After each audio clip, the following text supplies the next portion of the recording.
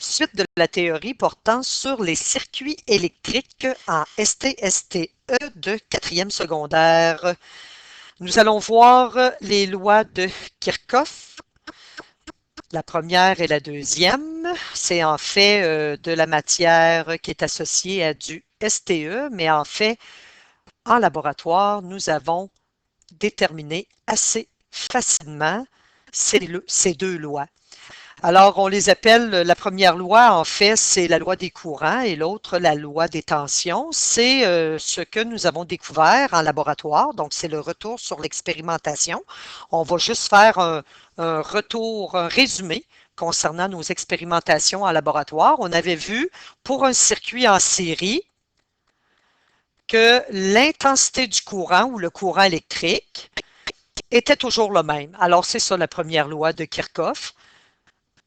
Et on avait vu que, en parallèle, le courant s'additionnait, n'était pas toujours le même. Alors, on peut le noter à côté. Ici, ce qu'on a écrit, c'est I total ou le I de la source. C'est la même chose.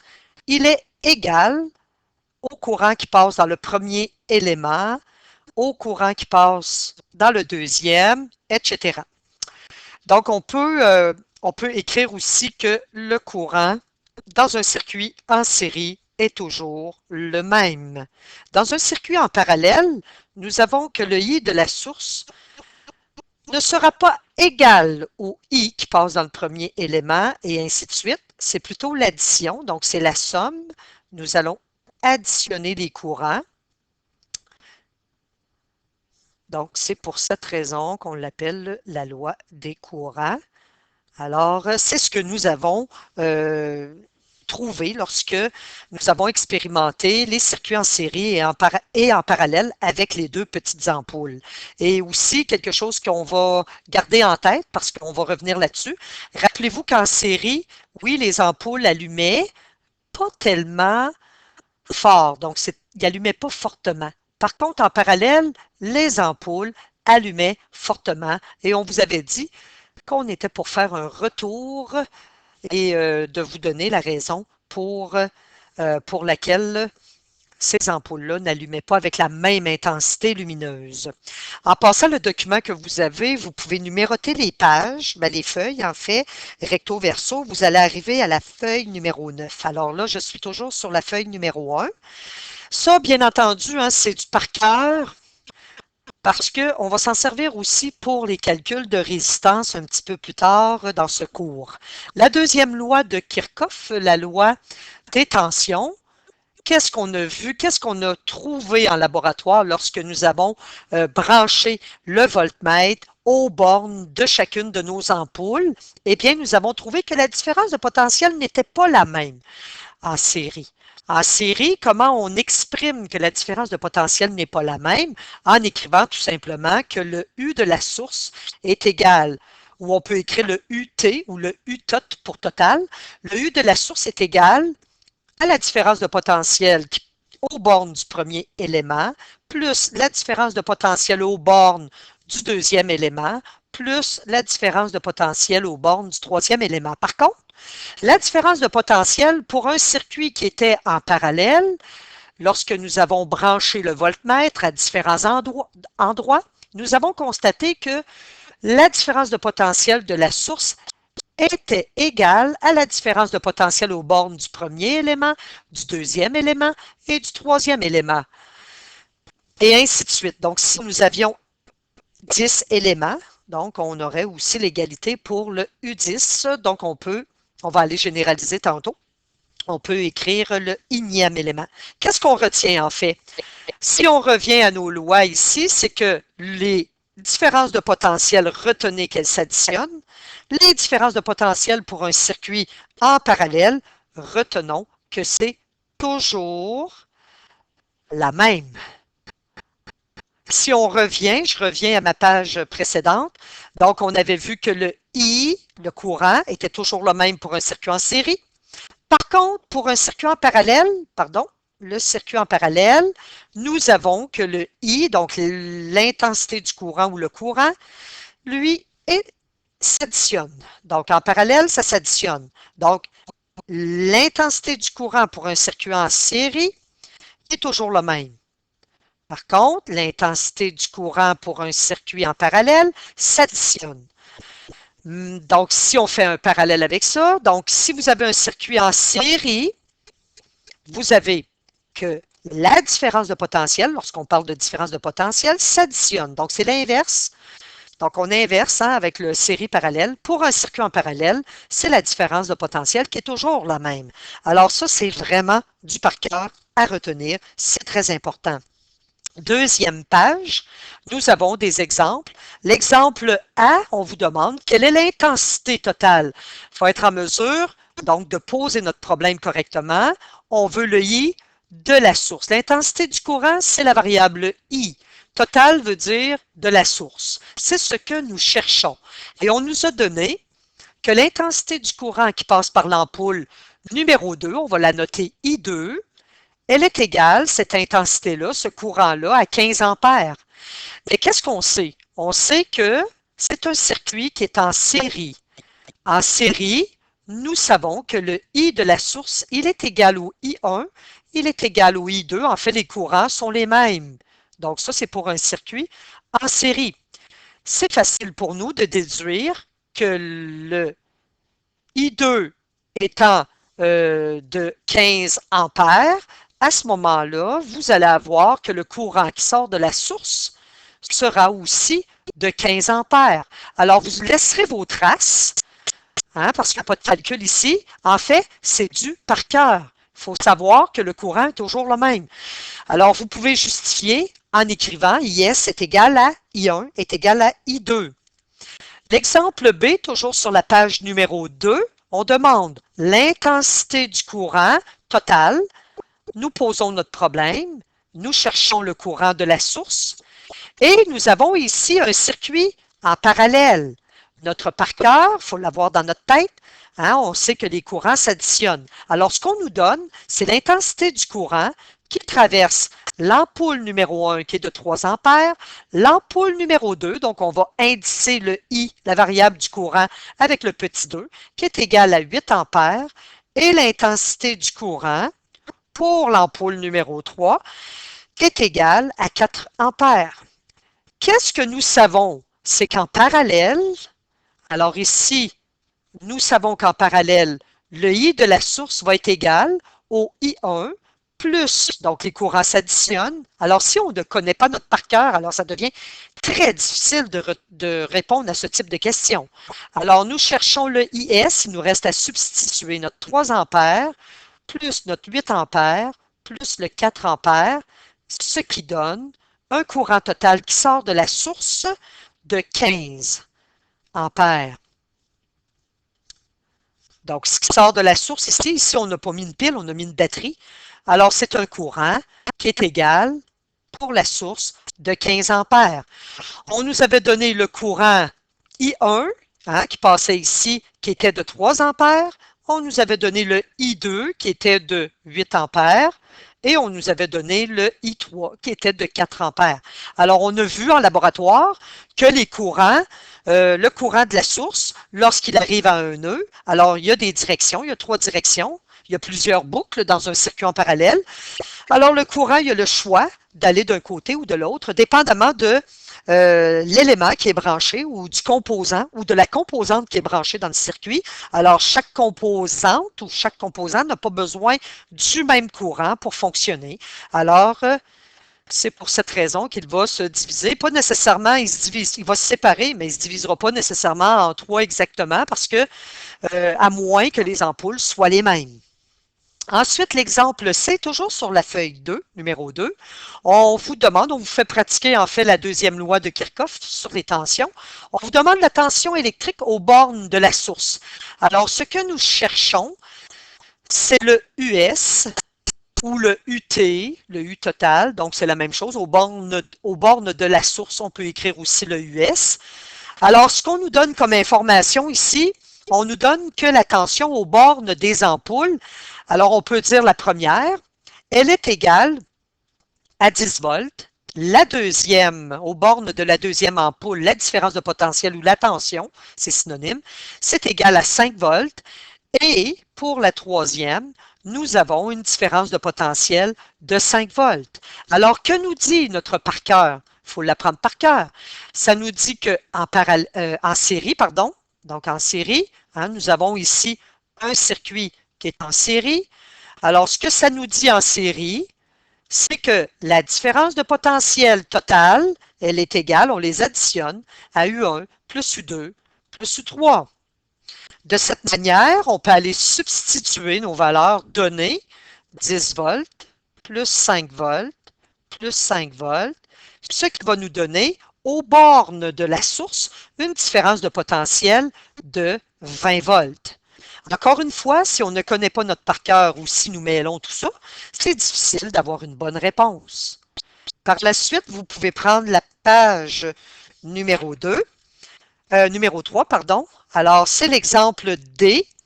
Quelle est la tension électrique aux bornes de la source d'alimentation? La tension, hein, c'est la différence de potentiel. Aussi, il faut connaître comme il faut nos variables. Alors, nous cherchons la différence de potentiel aux bornes de la source, la différence de potentiel totale. Ce que nous avons ici, c'est une différence de potentiel aux bornes de l'ampoule numéro 2 qui est égale à 20 volts. Par contre, ce que nous avons, c'est un circuit en parallèle. Alors, en parallèle, notre par cœur, qu'est-ce qu'il nous dit au niveau des tensions? Il nous dit qu'en parallèle, nous avons, et vous devez l'écrire, hein, que la différence de potentiel de la source, elle est égale à la différence de potentiel aux bornes de l'élément 1, aux bornes de l'élément 2, et ainsi de suite aux bornes de l'élément 3.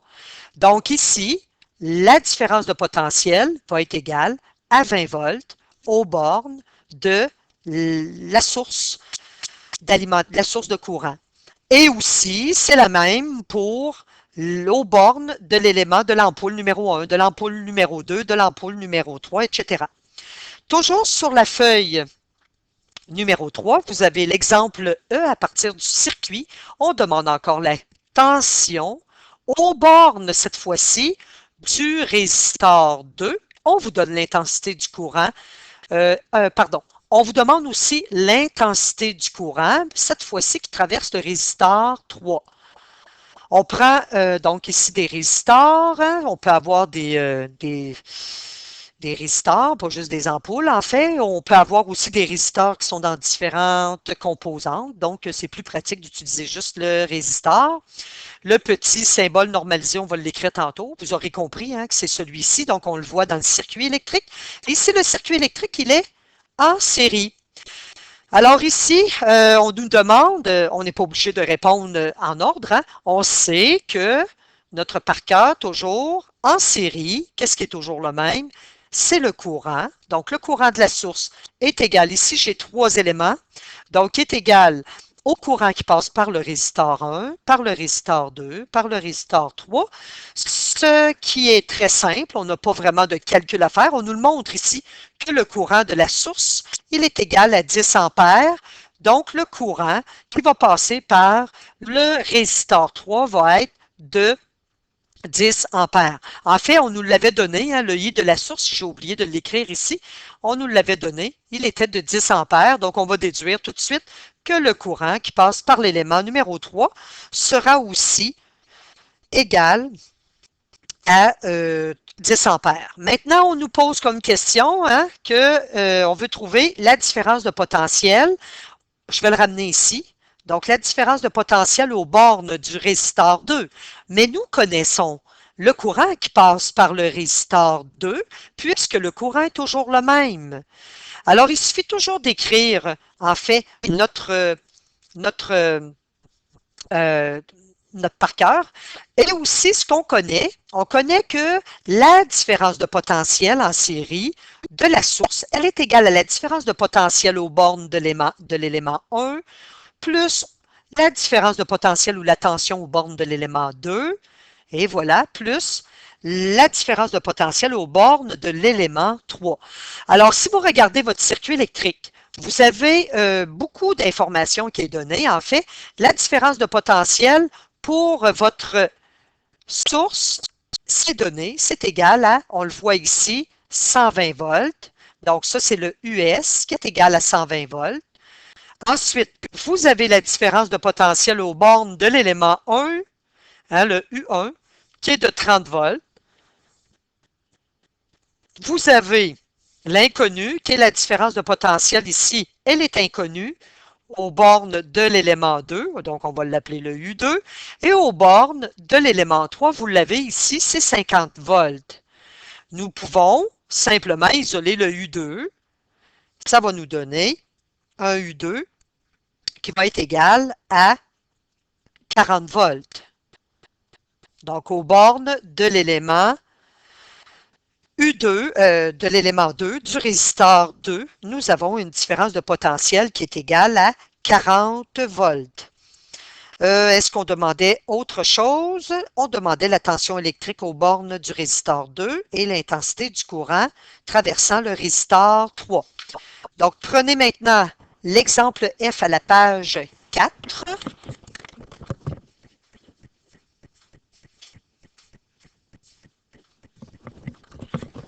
L'exemple F, on vous demande de calculer la tension électrique. C'était aux bornes du résistor. Donc, aux bornes du résistor ici. Donc, à partir du circuit, calculer la tension. Donc, c'est notre U aux bornes du résistor 2. Ce que nous cherchons, donc toujours poser notre problème, c'est très, très important. Alors, nous voulons avoir la différence de potentiel aux bornes du résistor 2 et nous voulons aussi avoir l'intensité du courant qui passe par le résistor 3.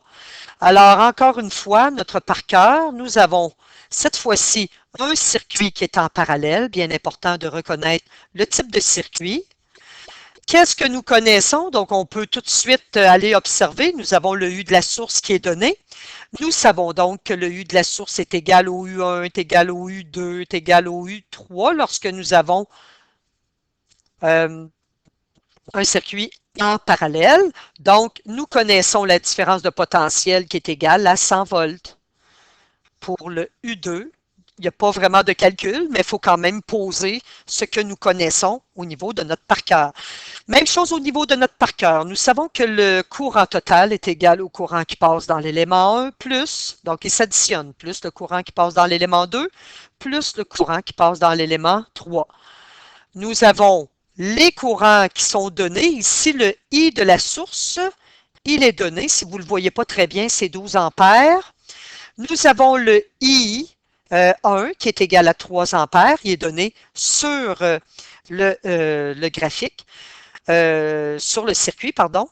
Nous avons le I2 aussi qui est égal à 3 ampères et nous voulons avoir celui qui passe par le résistor numéro 3. Donc, on ne connaît pas.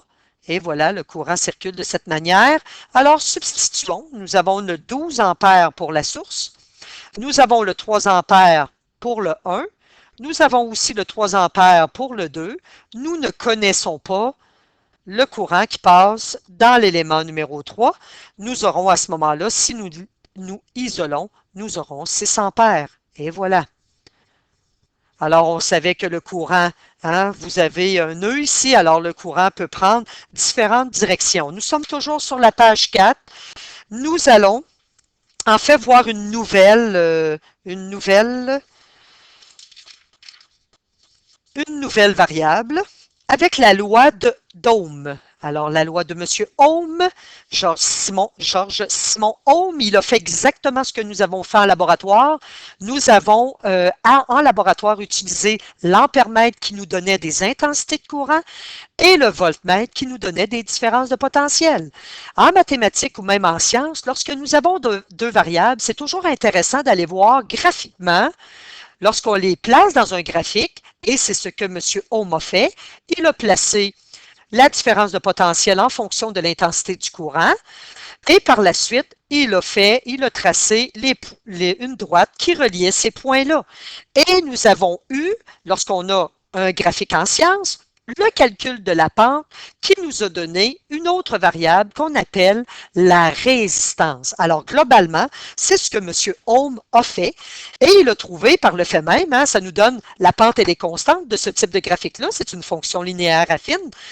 On a tout simplement pour la pente une résistance qui est tout simplement une différence de potentiel qui est par rapport à une intensité de courant. Donc, une différence de potentiel qui est divisée par une intensité de courant. Donc, voici la loi de Ohm. Cette loi-là, on va pouvoir la promener un petit peu partout dans notre circuit électrique. Par exemple, pour connaître la résistance d'un résistor, la résistance d'une ampoule, etc. Il suffit tout simplement de connaître sa différence de potentiel et son intensité de courant reliée à cet élément-là, et nous aurons par le fait même la résistance de cet élément-là. Vous allez toujours à la page numéro 4, voir avec plus de précision, c'est quoi la résistance électrique? La résistance électrique, c'est une mesure de l'opposition qu'un élément de circuit offre aux charges qui circulent dans le circuit électrique. Les électrons, ils se promènent dans les conducteurs, les fils électriques. Ils passent à travers les composantes ou les éléments qui composent le circuit électrique. Et tout ça, ces éléments-là, ces fils-là, offrent une résistance au courant. Alors, c'est une propriété physique, la résistance, et ça limite justement le passage du courant. Par contre, c'est quand même une fonction de conduction que les résistors, par exemple, que les résistances offrent. Donc, lorsqu'on a des résistances associées à chacun des éléments, ça peut être un résistor, mais ça peut être une ampoule qui a une résistance, ça peut être un fil. Alors, c'est quand même, le courant peut circuler. Mais dépendamment de la résistance associée à chacun des composantes, eh bien, le courant va circuler plus difficilement ou plus facilement. Donc, dans les circuits électriques, deux types de composantes possèdent cette propriété. Vous avez les éléments chauffants, par exemple un séchoir à cheveux, vous avez les éléments électriques des cuisinières électriques, vous avez les bouilloires électriques qui ont des éléments à l'intérieur justement pour chauffer l'eau, vous avez les plaintes électriques que vous avez à la maison pour vous chauffer. Et bien entendu, on a les petits résistors que nous avons utilisés en classe qui devenaient très chauds après un certain temps. Et nous avons aussi, à partir d'aujourd'hui, à partir de maintenant, c'est principalement des résistors que nous allons dessiner dans nos circuits électriques. Donc, donnons le petit symbole normalisé. C'est représenté de cette manière. Et on va de moins en moins utiliser, par exemple, des ampoules ou des éléments de circuit comme les moteurs, etc. On va plutôt les représenter. En fait, ces éléments-là vont offrir quand même une opposition au courant. On va plutôt utiliser le résistor. On peut dire aussi le résisteur, ça dépend des maisons d'édition. Alors, vous avez à la page numéro 5, on va l'illustrer de façon très simple, par image. On s'est donné des petites images du courant depuis le tout début de l'étude du courant électrique. On se souvient, dans un conducteur, ça peut être un élément, une composante, un composant de circuit.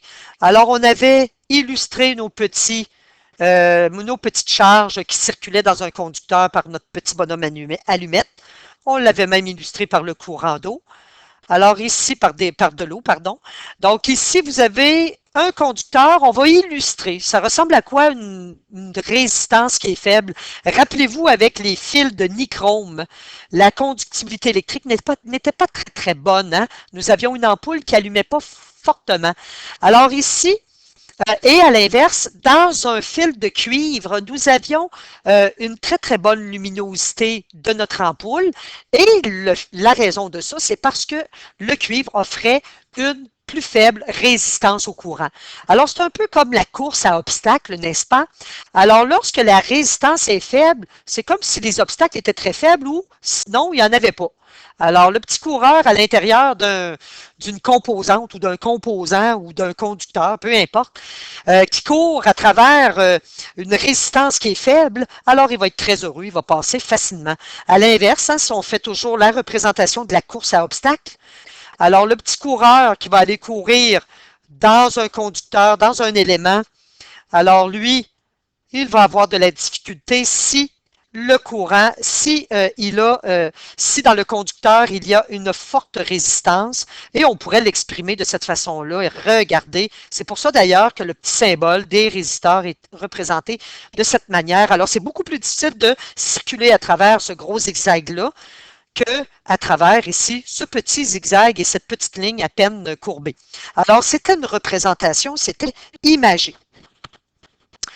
Alors, c'est sûr que, donc là, on va voir, nous sommes toujours à la page numéro 5 du document. On va voir d'autres petits exemples ici qui sont en lien avec la résistance. Donc, si vous avez, on l'a déjà vu, si vous avez un fil long, grande résistance. Si vous avez un fil chaud, il offre plus de résistance qu'un fil froid. Rappelez-vous, un fil de cuivre, par exemple, qui était long, offrait une résistance, donc la luminosité de la petite ampoule qui était branchée avec était plus faible parce qu'il offrait, ce fil-là, étant donné qu'il était long, une résistance qui était plus grande. Par contre, un fil qui était court, vous allez avoir une faible résistance. Même chose pour le fil qui est chaud, va offrir plus de résistance au courant qui va circuler qu'un fil qui est froid. On pense entre autres aux supraconducteurs. Hein? Plus on refroidit un supraconducteur, plus la conductibilité électrique se fait très, très bien. Donc, la résistance devient nulle. Et donc, lorsque vous avez en même temps un petit fil, ça offre une très grande résistance au courant électrique. Par conséquent, un gros fil va offrir une faible résistance. Alors, vous avez que tout ça offre une grande résistance au courant électrique. Un circuit en série, rappelez-vous, lorsque nous avons fait nos circuits en série et en parallèle, on vous avait expliqué que plus tard, justement, on aurait la raison pour laquelle les ampoules allumaient faiblement en série. Par contre, elles allumaient fortement en parallèle. On va voir, tout simplement, c'est parce que la résistance dans un circuit en série, elle est plus élevée. Donc, les petites charges qui circulent, dans un circuit en série ont plus de difficultés à circuler. Par contre, en parallèle, c'est plus facile. La résistance totale du circuit, elle est plus petite. Nous allons en calculer dans quelques minutes. Toujours à la page numéro 5, alors on va installer de nouvelles variables. On connaît la différence de potentiel, U, on connaît l'intensité du courant, I. Maintenant, on ajoute une nouvelle variable qui est la résistance. Alors ça, c'est de la matière de ST, bien entendu. L'unité de la loi, l'unité de la résistance, c'est ohm, le ohm, en l'honneur de M. Georges-Simon Ohm, qui est la petite lettre ici en abréviation oméga. Donc, si nous avons une résistance qui est égale à 2 ohms, on va l'écrire de cette manière. La formule permettant de calculer la résistance, alors c'est la suivante. R est égal à U, donc la différence de potentiel, divisée par l'intensité du courant. On peut l'écrire, vous allez voir que sur la feuille de formule depuis 2-3 ans, la feuille de formule du ministère, vous allez voir que la loi de Ohm, elle est représentée de cette manière. En fait, on peut isoler on peut isoler soit la variable R pour la résistance, la variable U ou la variable I. Encore une fois, c'est un petit peu simpliste, mais si vous voulez utiliser le petit cercle magique, vous pouvez le faire. Donc, pour 3 variables, c'est celui-ci. Donc, si vous voulez avoir le U, cachez le U, ça va vous donner R fois I. Si vous voulez avoir le I, cachez le I, ça va vous donner U sur R. Si vous voulez avoir le R, cachez le R, ça va vous donner U sur I. Alors, c'est le petit cercle magique. Il y en a qui ont encore de la difficulté en 4e secondaire à isoler des petites variables dans des petites formules simples. Nous avons toujours la différence de potentiel ou la tension qui est en volts, l'intensité du courant qui est toujours en ampères. Alors, ce que M. Ohm, en passant, c'est vrai, on peut parler de la résistance totale d'un circuit ou de la résistance équivalente. Alors, de quelle façon on peut l'écrire? RT, REQ, vous allez voir aussi RE. On peut écrire ces 3 représentations, ces 3 variables-là pour représenter la résistance totale, la résistance d'un circuit, par exemple en série ou en parallèle. Maintenant, allons voir toujours, nous sommes sur la feuille numéro 5. On peut voir dans la loi de Ohm que la tension électrique, différence de potentiel, on le répète, hein, c'est la différence de potentiel qui est exprimée par la variable U, est directement proportionnelle à l'intensité du courant électrique. Donc là, ce qui est difficile en sciences, c'est de faire le lien entre ce que vous apprenez comme outil mathématique et de faire le lien avec ce que nous apprenons en sciences en laboratoire. Donc, on peut représenter cette relation graphiquement. Alors, nous sommes toujours à la page numéro 5. Le titre de notre graphique, c'est la tension, qui est toujours sur l'axe. Le premier mot est toujours sur l'axe des Y. On va orienter nos axes, il faut toujours les orienter. Donc, l'axe des Y possède la tension. Donc, vous pouvez inscrire simplement la variable avec, entre parenthèses, l'unité. Ici, ils ont écrit tension avec, entre parenthèses, l'unité. Et l'intensité du courant, on peut écrire le courant ou tout simplement la variable I. Donc, vous savez que la différence de potentiel est en fonction. Donc, dans un graphique, vous écrivez toujours ces deux mots-là, c'est très important. Donc, la tension est en fonction de l'intensité du courant, qui est notre I. Et lorsqu'on place les couples dans un plan cartésien, on voit la fonction linéaire qui apparaît. Peut-être que vos valeurs ne sont pas très précises sur votre document, mais on les voit très bien ici, 0,12, 0,25, 0,40, 0,57 pour la différence de potentiel, 0,31. Ensuite, 1,64. Vous avez 1,04. Donc, ça va vous donner, c'était bien 1,64. Je vais juste aller vérifier un petit quelque chose. Alors, je répète ici, je suis allé vérifier, c'est 0,64. Nous avons un 0,64, donc 0,31, 0,64, 1,04, 1,47. En sciences, comme en mathématiques, qui dit graphique, dit calcul de pente. C'est intéressant, c'est une fonction linéaire affine, elle passe par le point 0, 0. Alors, fonction linéaire. On pourrait même, si on vous demande une résistance, vous donner un graphique. Alors, on pourrait aller simplement sur le graphique chercher une différence de potentiel qui correspond à une intensité de courant et par magie, on aurait notre résistance. Alors, ici, on vous demande de calculer la pente de ce graphique-là, de la différence de potentiel en fonction de l'intensité du courant. On va écrire nos couples. En fait, vous pouvez prendre n'importe lequel de ces couples. Je vais prendre le couple 0,25 ampères, toujours le X en premier, qui est associé à 0,64 volts, et le couple 0,57 ampères et 1,47 volts. Alors, si on retourne dans notre graphique, en fait, j'ai pris le couple 0,25 et 0,64, j'ai pris celui-ci, et j'ai pris le couple 0,57 et 1,47. Alors, ce sont ces deux points-là, mais j'aurais pu prendre deux autres points. Alors, je vais calculer la pente. Ici, l'information de la pente, et c'est ce que M. Ohm a fait, a donné par définition la résistance. C'est une variation pour lui des U sur une variation des I. Donc, si on calcule, ça va nous donner 1,47 volts, mais comme la pente, en fait, elle est constante, on peut prendre simplement un point et faire la différence de potentiel divisé par le courant. Donc, vous avez les courants correspondants. Donc, on fait comme en mathématiques, Y2 moins Y1 divisé par X2 moins X1, ce qui va nous donner un 2,6. Ce sont des volts par ampère, mais par définition, rappelez-vous, par définition, vous avez que l'unité de la résistance, parce que c'est la résistance que nous venons de calculer, et elle est correspondante à des ohms.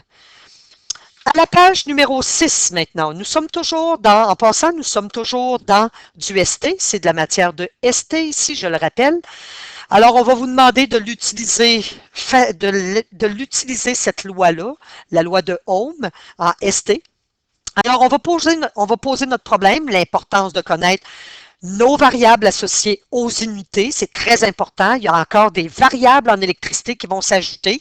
Donc, c'est très important de démêler tout ça. Nous voulons la résistance d'une ampoule. Alors, on cherche la résistance d'une ampoule. Et nous avons une différence de potentiel. Voyez-vous, ce n'est pas écrit que c'est une différence de potentiel. On vous a donné la valeur. Donc, il faut être en mesure de relier, lorsqu'on voit l'unité, la valeur à la bonne variable. C'est pour ça qu'il faut les apprendre par cœur. Très important. Donc, nous avons une différence de potentiel de 120 volts et un courant qui traverse cette ampoule-là qui est égal à 2,5 ampères. Alors, lorsque nous connaissons ces informations, nous pouvons aller avec la loi de Ohm, substituer nos valeurs et ainsi trouver la résistance de l'élément du circuit. Ici, c'est une ampoule. Donc, nous avons le 120 volts divisé par le 2,5 ampères, ce qui nous donne, pour l'exemple G, une valeur, n'oubliez pas votre unité, vous allez perdre un point, de 48 ohms. Là, c'est le temps. On va prendre, c'est sûr que là, je ne le ferai pas, là, mais nous allons prendre quelques temps pour aller vérifier, pour aller calculer les résistances de nos ampoules que nous avions lorsque nous avons expérimenté en laboratoire nos circuits en série et en parallèle. Donc ici, normalement, on arrêterait la théorie. Moi, je vais la continuer. Donc, c'est un autre exemple. Et voilà, l'exemple H qui est toujours sur la feuille numéro 6, on veut avoir encore la résistance. Donc, la capacité de poser le problème, c'est très important. Non, pardon, on nous la donne. J'ai lu trop vite. Donc, on nous la donne. Alors, la résistance d'un haut-parleur, elle est donnée. Elle est de 8 ohms. Donc, pour la radio d'une auto, c'est branché à une source d'alimentation de 6 volts. Donc, U est égal à 6 volts. On vous demande quelle est l'intensité du courant qui traverse ce radio. Alors, même chose, la loi de Ohm. Vous pouvez utiliser cette formule-là. Le ministère va vous donner cette formule-là. Donc, si vous voulez isoler le I, alors, c'est le produit des extrêmes qui est égal au produit des moyens, RI qui est égal à U fois 1. Donc, vous pouvez par la suite isoler le I. Donc, si on veut isoler le I, on va diviser par R des deux côtés. Ça, il faudrait régler ce problème-là d'isolation. Nous allons substituer le 6 volts et nous avons le 8 ohms pour l'intensité du courant. C'est normal d'avoir des petits courants. Alors, vous aurez dans ce haut-parleur une valeur du courant qui va être égale à 0,75 des volts sur des ohms. Par définition, ce sont des ampères. Toujours à la page 6, vous avez un autre exemple, l'exemple I. On demande la différence de potentiel. En passant, je le rappelle, on ne vous donnera pas toujours les valeurs écrites comme ça dans l'énoncé de la question. On pourrait vous les donner dans un graphique, par exemple. Il suffirait d'aller chercher les informations qui nous manquent. Comme ici, on pourrait faire un graphique de l'intensité du courant par rapport à la résistance. Alors ici, bien entendu, ce ne serait pas une fonction linéaire puisque dans la loi de Ohm, on peut déduire, comme en mathématiques, que la différence de potentiel et l'intensité du courant, si on l'écrit autrement, c'est vraiment proportionnel. On l'a vu dans le graphique. Par contre, c'est pas la même chose pour le courant et la résistance. C'est inversement proportionnel. Alors, plus la résistance elle est petite, plus le courant est élevé. Donc, le courant a de la facilité à passer dans un élément de circuit qui a une petite résistance. Alors, on pourrait vous donner, au lieu de vous donner les valeurs directement dans une question, on pourrait vous les donner dans un graphique. Il suffirait d'aller chercher un I, par exemple, qui correspond à un R sur la courbe, sur la droite. La courbe étant une façon générale de parler d'une droite ou de n'importe quoi dans un plan cartésien. Alors, vous avez ici à poser le problème. Vous avez un courant qui est égal à 0,05 ampères. Vous avez une résistance, voyez-vous, la capacité d'associer les bonnes unités aux bonnes variables. Et par la suite, il nous reste, avec la loi de Ohm, à isoler notre U, la différence de potentiel, à substituer par la suite, nous aurons 1500 ohms multipliés par notre courant et des ohms multipliés par des ampères, ça va nous donner des ohms multipliés par des ampères, alors des volts. Nous avons 75 volts au comme différence de potentiel aux bornes de ce résistor. Maintenant, toujours aussi sur la page 6, nous avons l'exemple J. Quelle est la résistance équivalente? La résistance totale ou équivalente, c'est la même chose. Pour la calculer, ça nous prend, et on a une fiche technique, on les appelle aussi les fiches signalétiques, on vous en a montré en classe. Alors, ce sont des petites étiquettes sur les appareils qui nous donnent des informations sur le courant, à savoir est-ce que c'est un courant alternatif, continu, est-ce que ça nous donne aussi la puissance, on va voir ça un petit peu plus tard, ça nous donne aussi l'intensité du courant, ça nous donne aussi la différence de potentiel. Alors ici, nous avons sur cette fiche technique-là une information importante, c'est que le courant qui passe est de 1,5 ampères. Donc, le courant qui passe dans tout ce circuit-là de cet appareil électrique et il fonctionne avec une prise de courant, donc le 110 volts. Nous avons les prises domestiques qui branchent des petits appareils. Alors, nous avons le 110 volts. C'est pas la même chose pour la sécheuse et le poêle électrique. Donc, vous avez une différence de potentiel qui est le double. Alors, pour les appareils normaux, nous avons une différence de potentiel de 110 volts. Alors, pour trouver la résistance équivalente, nous avons besoin, en fait, c'est le U total que nous avons sur la fiche signalétique. Alors, il suffit de substituer le 110 volts divisé par le 1,5 ampères. Des volts divisé par des ampères, ça va nous donner des ohms. Et la résistance dans ce circuit sera de 73 ohms. Résumons tout ça. Alors, répétons. On va résumer tout ça. Alors, vous avez un circuit en série. Nous savons que le I de la source est toujours le même. Alors, c'est notre par cœur. On va séparer ça en deux. Alors, on rappelle tout ça et on va ajouter du nouveau. Alors, le I de la source, il est égal au I1. Il est égal au I2. On va généraliser si nous avons N composantes dans un circuit. À l'inverse, dans un circuit en parallèle, nous avons que le I de la source, en fait, les courants s'additionnent. C'est la loi des courants que nous voyons. Alors, ça nous donne ceci. Même chose, si nous avons N composantes. Qu'est-ce que nous avons? Donc, le circuit qu'on vous a montré, c'est un circuit en série, un circuit en parallèle. On les met les deux en parallèle comme ça, là, en comparaison. Nous avons par la suite, pour la différence de potentiel aux bornes de la source, nous avons que ça s'additionne pour un circuit en série. À l'inverse, pour un circuit qui est en parallèle, c'est notre par cœur que nous connaissons. Nous l'avons répété souvent. Nous l'avons même découvert en laboratoire. Alors, c'est l'inverse. C'est toujours la même valeur. Quel que soit l'élément du circuit qui est branché en parallèle. Ce que nous avons aussi, je vous donne une nouvelle formule pour calculer la résistance équivalente, la résistance totale dans un circuit en série. C'est la résistance de chacun des éléments qui s'additionnent. Et c'est pour cette raison que nous avions des ampoules très, très faibles pour un circuit qui était en série parce que les résistances s'additionnent. Par contre, en parallèle, la résistance totale, elle est égale à 1 sur R1 plus 1 sur R2. On vous donne on vous les donne, ces deux formules-là. Et je vais vous les démontrer. Pour les démontrer, vous pouvez prendre l'endos de la dernière feuille de votre document. Je vais vous montrer en fait d'où ça vient.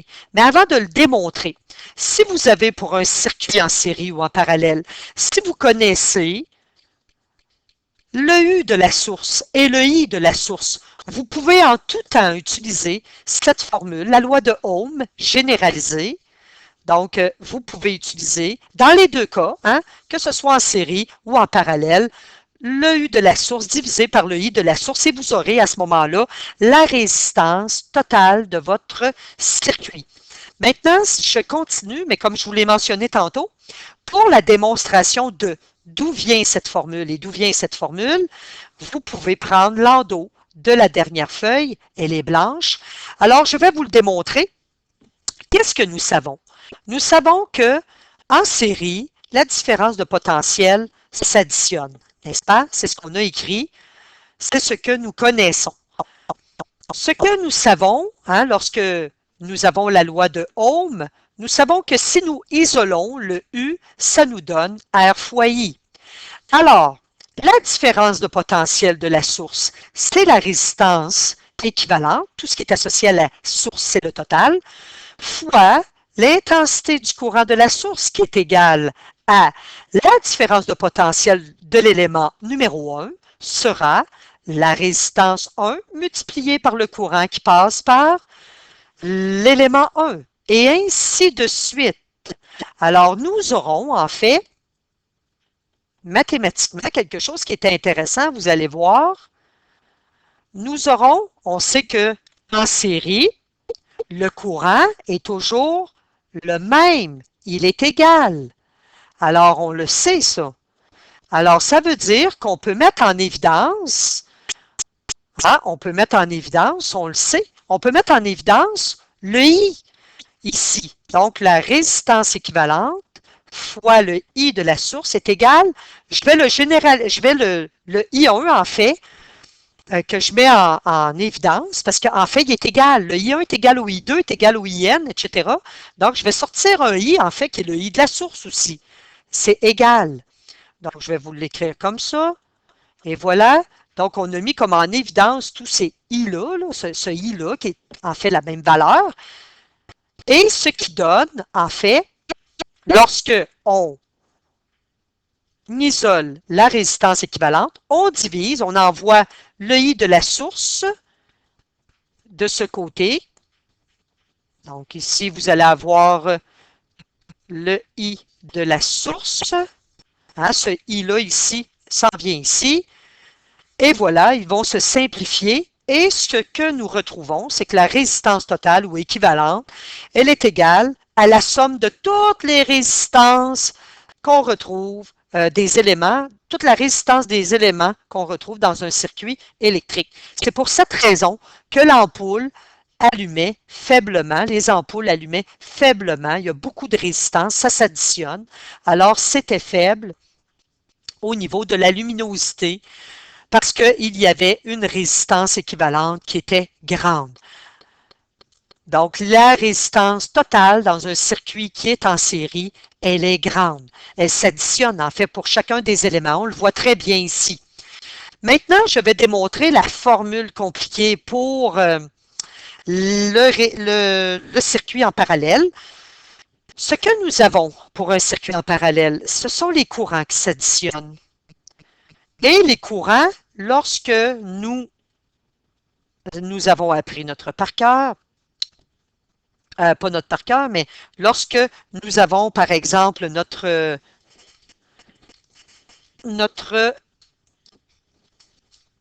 loi de Ohm. Donc, la loi de Ohm, nous savons que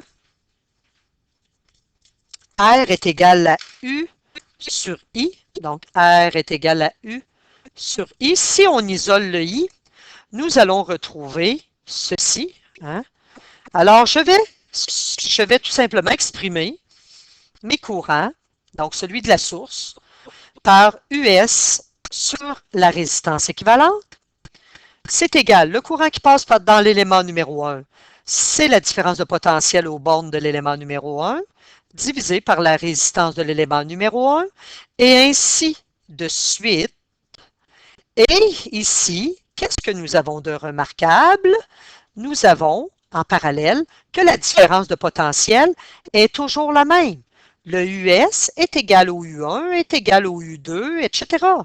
Donc, ce que nous allons faire, un peu comme la même chose que tantôt, je vais placer en évidence, du côté droit de mon équation, le U, je vais l'appeler US parce qu'en fait, c'est égal tout le temps.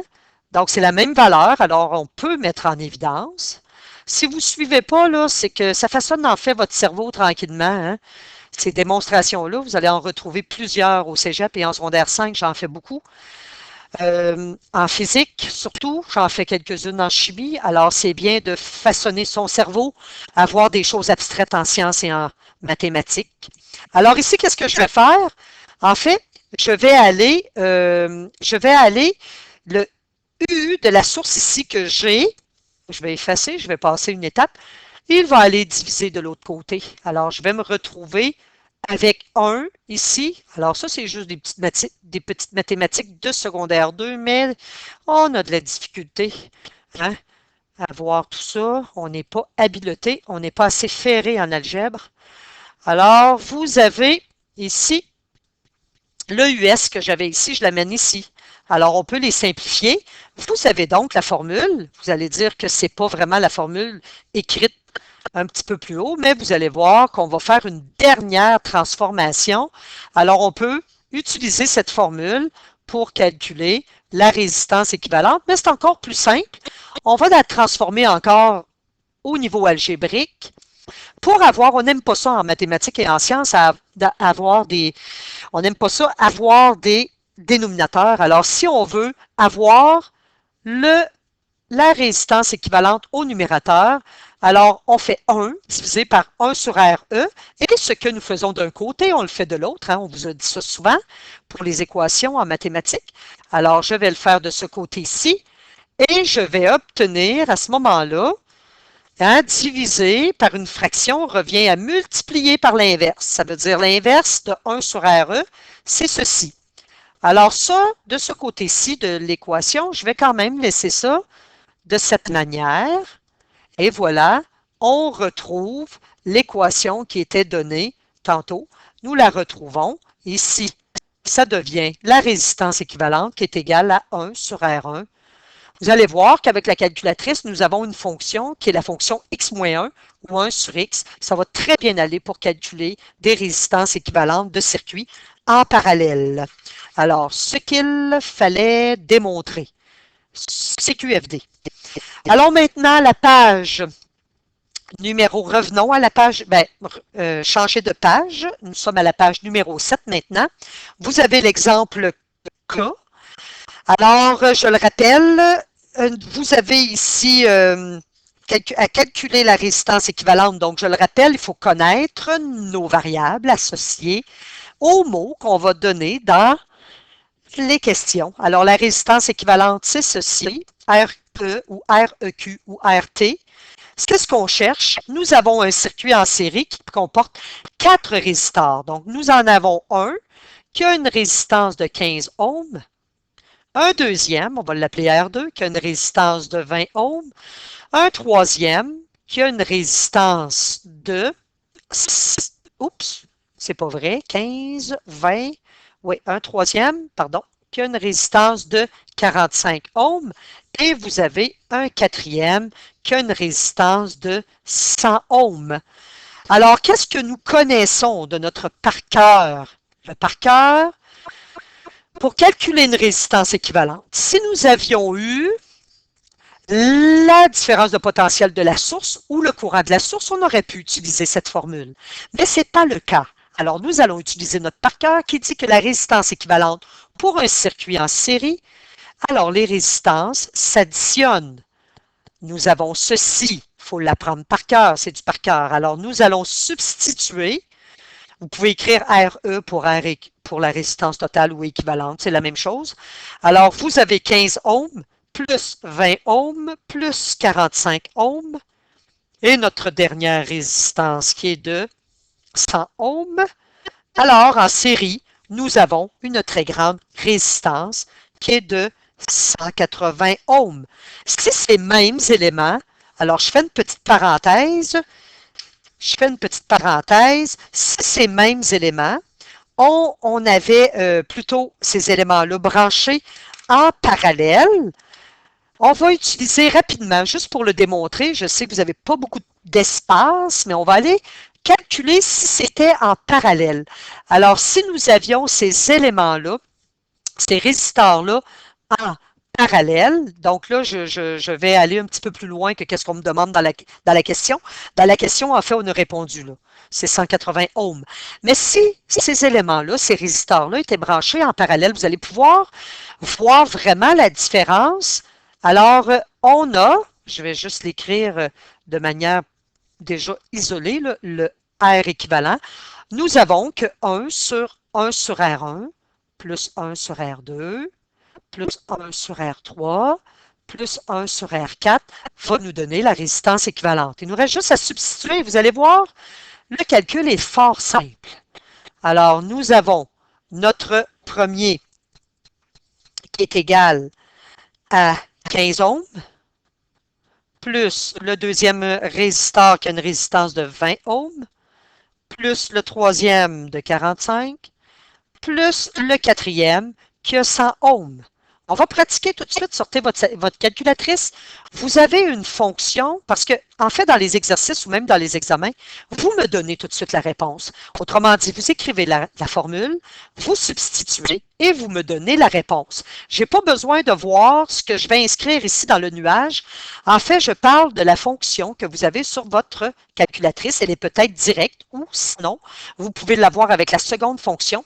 C'est la fonction, la touche vous allez retrouver x à la moins 1 ou bien, dépendamment des calculatrices, 1 sur x. En fait, on va l'utiliser pour faire un calcul rapide d'une équation, en fait, qui est quand même complexe.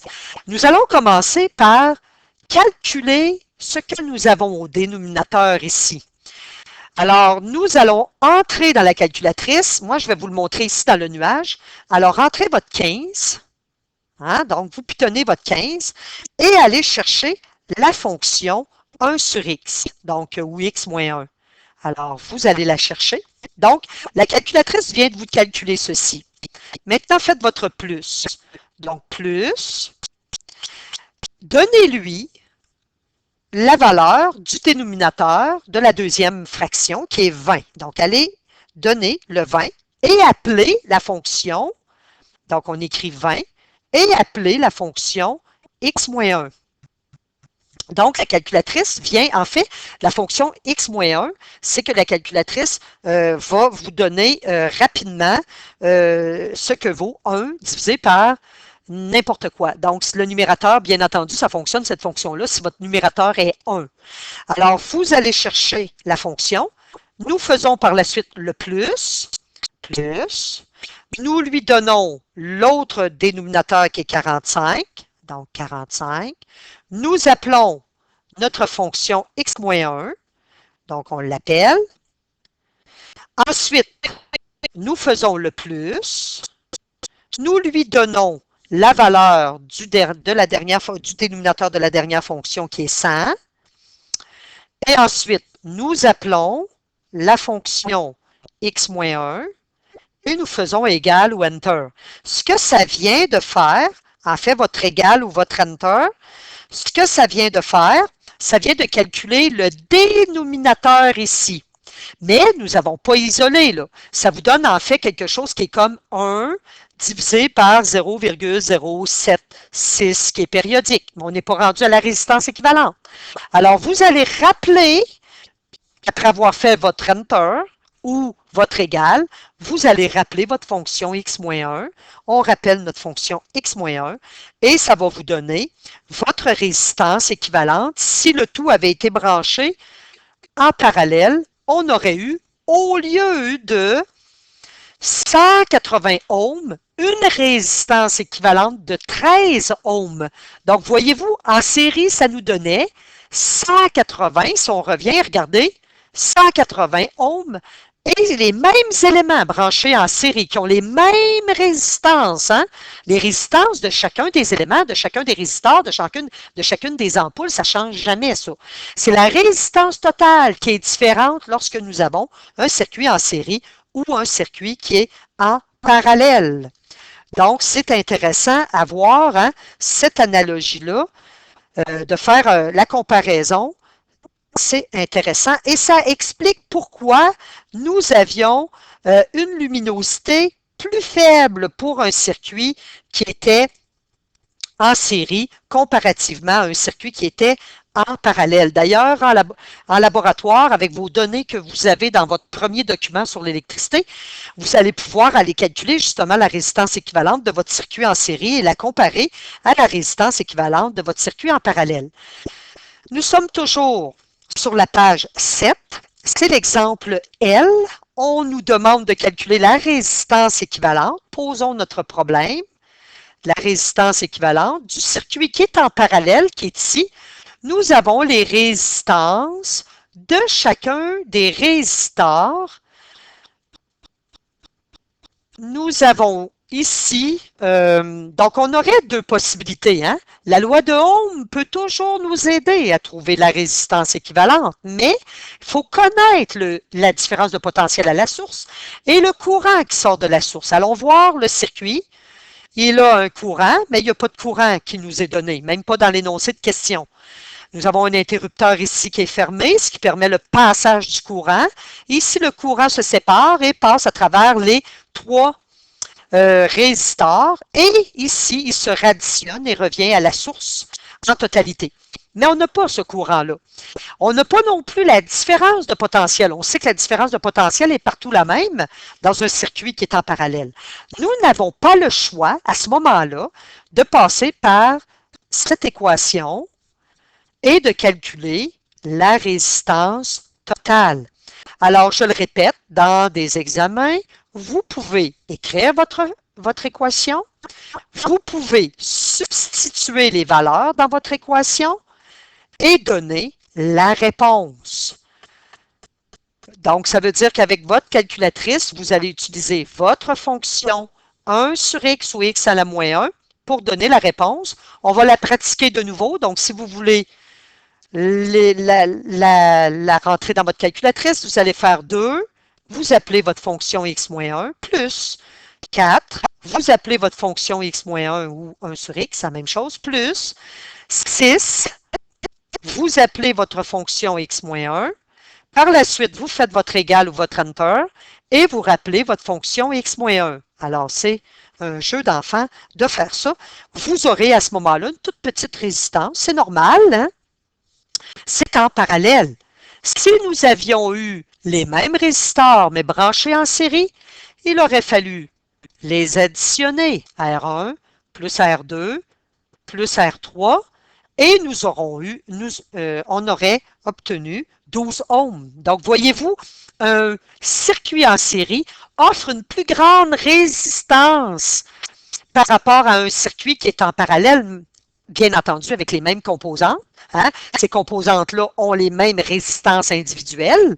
Ça ne change pas. Si j'ai 3 ampoules qui ont des résistances de 2, 4 et 6 ohms, si je les place dans un circuit en série, c'est encore les mêmes résistances, mais ce qui change, ce qui est différent, c'est la résistance équivalente. Alors, ça l'explique pourquoi les ampoules allumaient plus fortement dans un circuit en parallèle que dans un circuit qui était en série. Maintenant, toujours, à la page 7, on arrive à l'exemple M. On pose toujours notre problème. Alors ici, vous avez dans le bas de la feuille assez de place. En fait, je vais poser mon problème là. Vous avez quelle est la valeur de chaque résistance dans le circuit en série, puis quelle est la résistance équivalente. Alors, nous cherchons en fait la résistance R1, R2, R3 et la résistance équivalente. Prenons le chemin le plus court. On n'est pas obligé de commencer par la résistance 1, la résistance 2. On va prendre le chemin le plus court. On va commencer par la résistance équivalente, la résistance totale. Regardez dans le circuit, on vous a donné le I de la source et vous avez le U de la source de 120 volts. Le courant est de 10 ampères. Merveilleux. Vous pouvez donc tout de suite, parce que vous connaissez le U de la source qui est égal à 120 volts, et le I de la source, utiliser la loi de Ohm. Mais aussi, on peut, lorsqu'on a retrouvé la résistance 1, la résistance 2, la résistance 3, on peut les additionner aussi. Mais ça, c'est le chemin le plus simple. Avec la loi de Ohm. Voyez-vous, la loi de Ohm, on peut l'utiliser. Bien entendu, il faut pas prendre, par exemple, la différence de potentiel de la source pour calculer la résistance équivalente. Par exemple, dans un circuit en parallèle avec un courant qui passe dans un élément qui n'est pas le I de la source. Donc, il faut prendre vraiment les U et les I correspondants, bien entendu. Alors ici, nous allons substituer et nous aurons des volts divisé par des ampères. Ça nous donne des ohms, une résistance équivalente qui est de 12 ohms. Alors, on vient de répondre à une partie de la question. On nous demande de calculer la résistance équivalente de chacun. Donc, on va y aller avec le R1, on veut le connaître. Le U2, le U2, si vous retournez voir dans votre circuit électrique, on va monter un petit peu plus haut, alors il est donné. Vous avez le U2 qui est donné, il est de 30 volts, et le I2, ben, vous avez un circuit qui est en série. Donc, vous avez toujours le courant qui est le même. Alors, vous avez c'est pas le I2, là, c'est le U1, le I1, je m'excuse. Donc, au premier élément, de toute façon, on a écrit R1, donc c'est le U1, le I1, je m'excuse. Alors, le U1 qui est égal, pour trouver la résistance de notre résistor 1, c'est égal à 30 volts. Le courant, lui, est toujours le même. Il nous reste à substituer dans notre formule pour calculer le R1 qui est égal à U1. Donc, il faut prendre le bon U qui correspond au bon I. Là. On ne va pas aller prendre un I1 qui correspond à une autre différence de potentiel d'un autre élément. Alors, la substitution, bien entendu, n'oubliez jamais, je le rappelle, vos unités lorsque vous donnez la réponse finale dans un examen théorique, dans un examen de laboratoire, vous allez toujours accompagner vos unités avec vos valeurs, bien entendu, c'est très important. Alors, vous avez une petite résistance de 3 ohms. Alors, on vient de trouver la résistance du premier élément. Maintenant, on nous demande la résistance 2, mais si vous allez dans votre circuit électrique, la résistance du résistor 2, nous n'avons pas la différence de potentiel. Nous avons le courant. Donc, pour le R2, on va revenir. On ne connaît pas le R2, on ne connaît pas sa différence de potentiel, mais on connaît le courant. Alors ici, en fait, il y a plusieurs possibilités. On va prendre le chemin le plus court. Vous avez qu'en série, la différence de potentiel de la source est égale à la différence de potentiel de l'élément 1 plus la différence de potentiel de l'élément 2 plus la différence de potentiel de l'élément 3. Alors, vous avez 120 volts, vous avez le U1 qui était de 30 volts, le U2 qui est inconnu, le U3 qui est de retourner dans votre schéma, là, le U3 il est vraiment donné. Alors, le U3 qui est égal à 50 volts, ça va vous donner, pour le U2, une différence de potentiel qui est égale à 40 volts. Et vous pouvez à ce moment-là trouver la résistance. Vous avez maintenant le U2, vous avez le I2. Vous pouvez substituer. Alors, je rappelle, hein, c'est une branche de la physique, l'électricité. Et qui dit physique dit beaucoup de variables, beaucoup d'unités aussi. Alors, j'ai mon 40 volts divisé par le 10 ampères. La résistance pour le résistor 2, elle est égale à 4 ohms. Il nous reste la résistance du résistor 3, qui est inconnue. Alors, le U3, si vous allez voir sur votre schéma, il est donné 50 volts. Le courant est toujours le même, donc 10 ampères.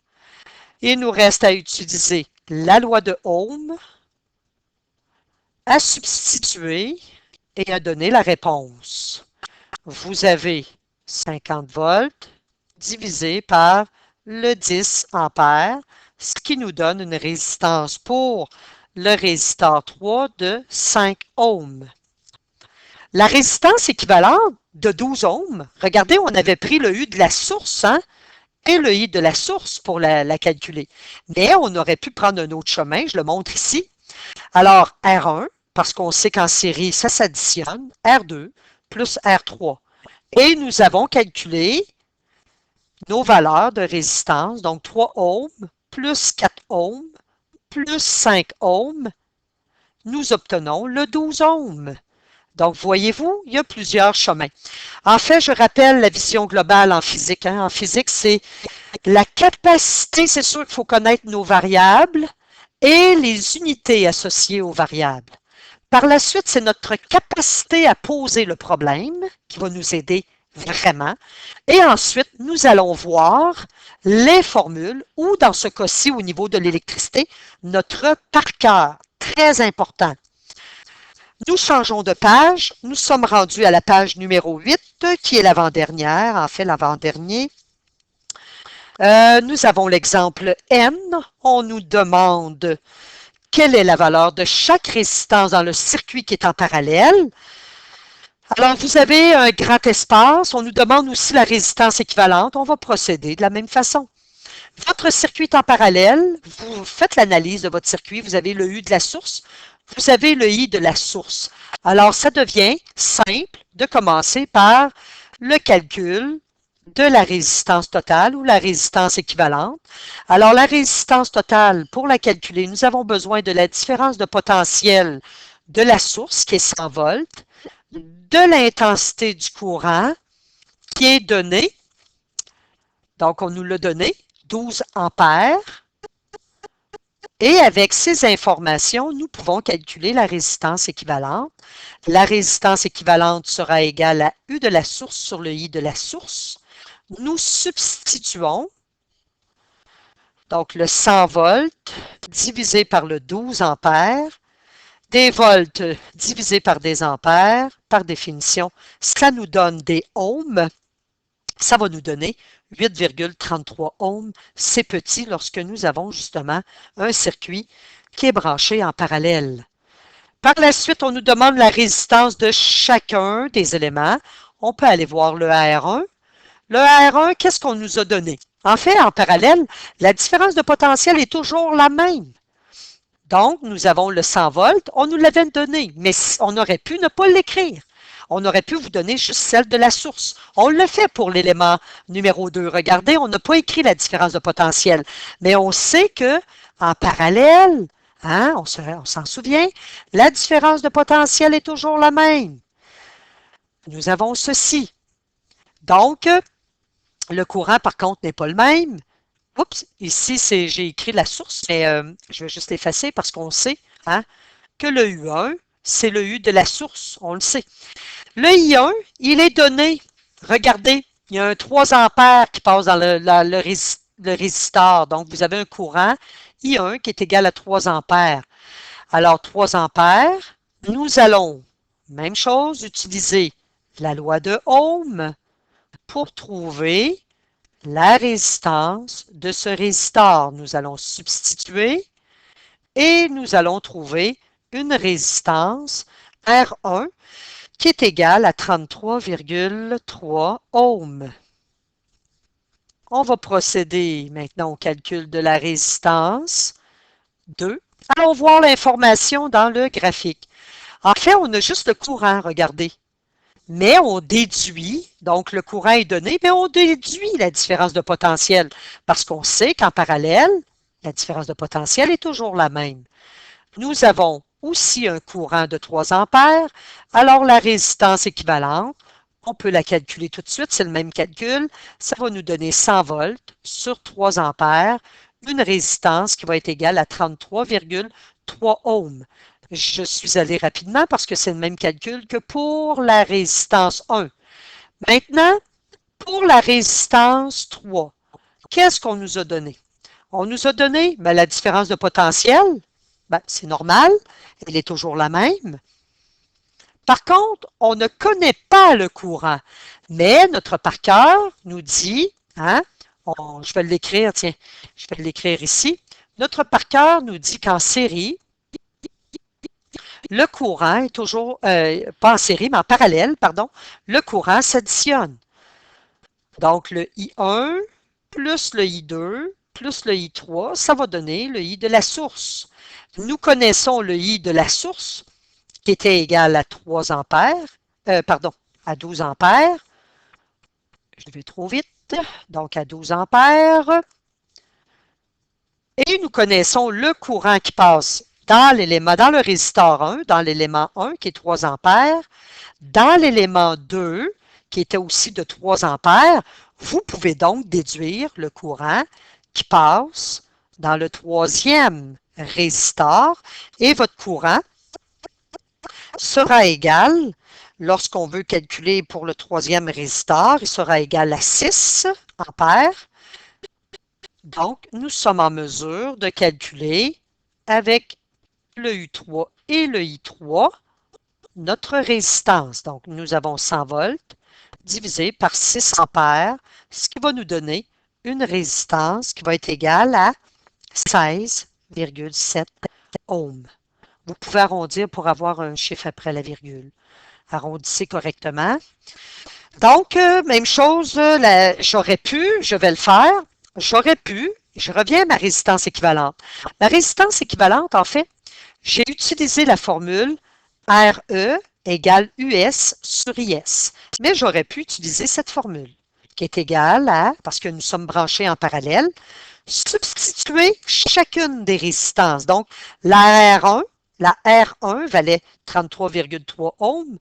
La R2, elle avait une valeur qui était aussi de 33,3 ohms, plus la valeur de la résistance 3 qui était de 16,7 ohms. Alors, procédez avec votre calculatrice et votre fonction x-1, vous allez retrouver 8,33 ohms. Alors, c'est un chemin, c'est un autre chemin. Sur votre document, je vous ai donné cette information-là. Je vais aller elle est à la fin, moi, dans mon cours. Je vous ai donné, mais ça, c'est même plus au programme. Je vous ai donné l'inverse de la résistance qu'on appelle la conductance. En fait, c'est la facilité avec laquelle les charges circulent. C'est l'inverse de la résistance. Donc, facilité avec laquelle les charges circulent. Mais s'il y en a qui font un DEP en électricité, vous allez voir cette notion-là. Alors, c'est pour ça que je fais un petit clin d'œil. Donc, c'est la facilité avec laquelle les charges circulent. Alors, ça mesure ça. Ça mesure la facilité avec laquelle les charges vont circuler dans un circuit électrique. Alors, l'unité de la conductance, c'est le Siemens, qu'on dit avec S. La formule, ben, c'est l'inverse. Regardez, la résistance, c'était U sur I. Alors, vous voyez vraiment que la conductance, on la note grand G comme variable, c'est I sur U. Alors, si on vous pose quand même des questions dans les exercices, ben, vous aurez au moins le petit document ici pour vous montrer comment on arrive à calculer des conductances. C'est pas vraiment compliqué. Dernière notion. Alors, on revient ici, c'est en même temps du STE, ça, je vais l'écrire. C'est comment lire. Vous avez vu en laboratoire, on vous a montré différents résistors, des petits résistors. Il y en avait qui avaient des petites barres de couleur. Ceux que vous avez utilisés en laboratoire étaient plus en fait, c'était comme pas un cylindre, mais une forme allongée, rectangulaire. Mais en fait, les résistors sont plus de forme arrondie, puis on les met dans les petits circuits et on retrouve des petits codes de couleur, des petites barres colorées. Et il existe une façon de lire la résistance d'un résistor. Et plus il est petit, justement, comme ceux qu'on a utilisés en laboratoire, on avait déjà la résistance qui était écrite. On pouvait la voir. Mais parce qu'ils étaient assez gros. Mais lorsque vous avez un résistor qui est tout petit, on a les couleurs, un code de couleur qu'on peut voir. Et vous avez en fait la façon de placer le résistor lorsque vous l'avez dans les mains. En général, la résistance possède un anneau doré ou argenté. Donc, pour le mettre dans le bon sens, là, si vous voyez l'anneau doré ou argenté, vous allez placer ces anneaux-là à droite. Par contre, dans un autre cas, c'est l'anneau le plus large qui va être placé qu'il faut placer à droite, ou bien c'est l'anneau le plus près d'une extrémité qu'il faut placer à gauche. Alors, vous allez voir, ça paraît compliqué. Nous sommes à la page 9 de votre document. J'avais oublié de le mentionner. Alors, ça paraît compliqué, mais ça, vous n'avez pas besoin d'apprendre ça par cœur. On va vous le donner dans les examens. Et sur mon cours ici, vous avez des couleurs, mais vous avez sur vos exercices ou dans les examens des documents qui sont en noir et blanc. Alors, nous allons écrire les couleurs comme on le fait ici. Alors, le noir, on n'a pas répété ici, là, mais vous comprenez qu'on a le noir ici, on a le noir ici. Donc, on a quand même aligné là, les couleurs identiques. On les a alignées. Les couleurs ici, nous avons l'argent, nous avons l'or. Alors, de quelle manière allons-nous lire, par exemple, la résistance de ce résisteur-là? C'est de la façon suivante. Alors, ce qu'il faut apprendre par cœur, c'est la manière de lire. Alors, la lecture, on veut trouver la résistance de ce résisteur-là par le code des couleurs. Alors, la résistance, de quelle façon on va procéder? Lorsque vous avez des petits codes de couleurs, des petites barres colorées ici, ce sont les chiffres que vous allez écrire. On les appelle les chiffres significatifs. Alors, la couleur ici qui est donnée dans un premier temps, c'est orange. Donc, la première, orange. Nous allons voir la valeur qui correspond à orange. C'est 3. Alors, on écrit 3. La deuxième couleur, c'est le violet. Donc, allez voir. Donc, les couleurs, c'est sûr que dans vos exercices ou dans les examens, on va vous les écrire. Le violet correspond ici à la valeur numéro 7. La troisième, elle est de couleur gris. Et le gris correspond à la valeur 8. Maintenant, l'autre barre, en fait, l'avant-dernière, c'est toujours notre multiplicateur. Regardez, c'est écrit 10 à la moins quelque chose ou à la plus quelque chose. Nous, notre couleur que nous avons, c'est pas évident, mais c'est le rouge. Alors, le rouge correspond au multiplicateur fois 10 à la 2. Donc, le multiplicateur, ça le dit, on ajoute le fois, 10 à la 2. Voici la valeur en ohms. Et la dernière couleur, ici, c'est la tolérance. Donc, lui, il a une tolérance. Il peut, souvent, bon, on l'a vu en laboratoire, hein, les résistors deviennent très, très chauds. Alors, il y a quand même une limite. Alors, la tolérance, elle est inscrite, plus ou moins. Donc, vous avez, et aussi, c'est la précision. On peut parler de précision. Donc, plus ou moins, la couleur ici, elle est de couleur argent. Et voilà. Alors, l'argent est associé à une tolérance de plus ou moins 10%. Alors, vous pouvez avoir, pour ce résisteur-là, il est quand même assez précis. On va changer ça. Fois 10 à la 2, c'est fois 100. On va changer ça en nombre. Et voilà.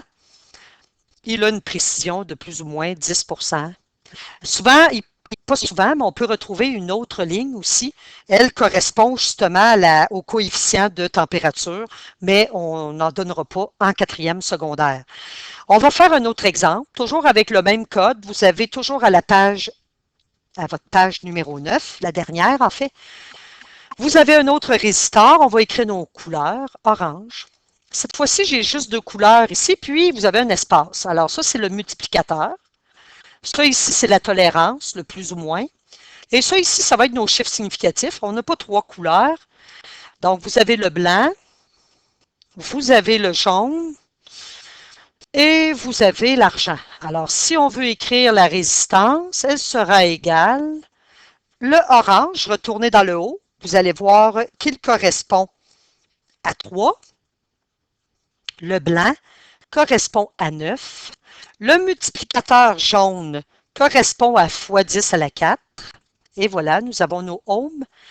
Et la tolérance, l'argent, si vous regardez l'argent, correspond à plus ou moins 10%. Ensuite, si vous avez à écrire ça de façon plus élégante, fois 10 exposant à 4, c'est fois 10 000, donc on ajoute 4 zéros. Et voilà, c'est plus élégant de l'écrire de cette manière.